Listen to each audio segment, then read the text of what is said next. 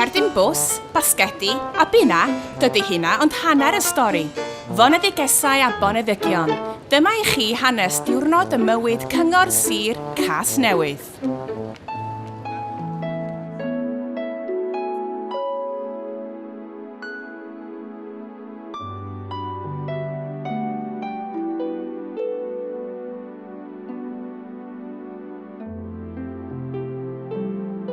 Bore da Casnewydd, mae hi'n hanner awr wedi 6 a dyma'r newyddion. Mae ostrich sydd wedi dianc wedi ei weld ochr pêl-gwenllu o ddinas.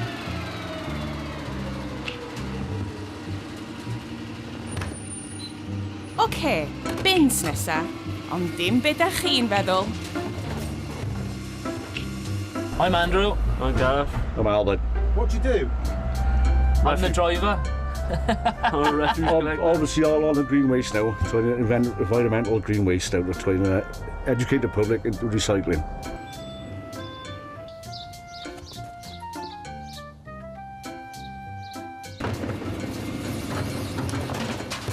Wood, jars, bottles, plastics, cardboard, most things now.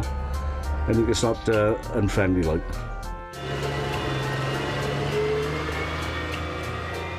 It's good for the ozone layer. It's good for, well, it's actually good for the garden and also for domestic refuse. So it won't be so much on landfill sites then, hopefully.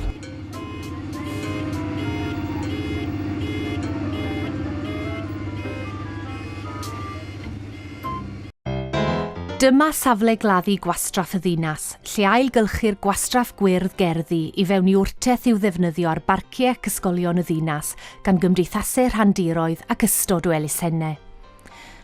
Defnyddia 38,000 o dau finiau oren y gwasanaeth gwrteithio, gyda 5,500 yn defnyddio gwrteithwyr cartref. Yn anffodus, nid pawb sy'n hapus yn y safle gladdu gwastraff, ac fel dinas sy'n I dal yn wastraffus. Mewn blwyddyn arferol, mae'r safle gladdu gwastraff yn cymryd o amgylch 49,995 o dinelli o wastraff. Dyna wastraff.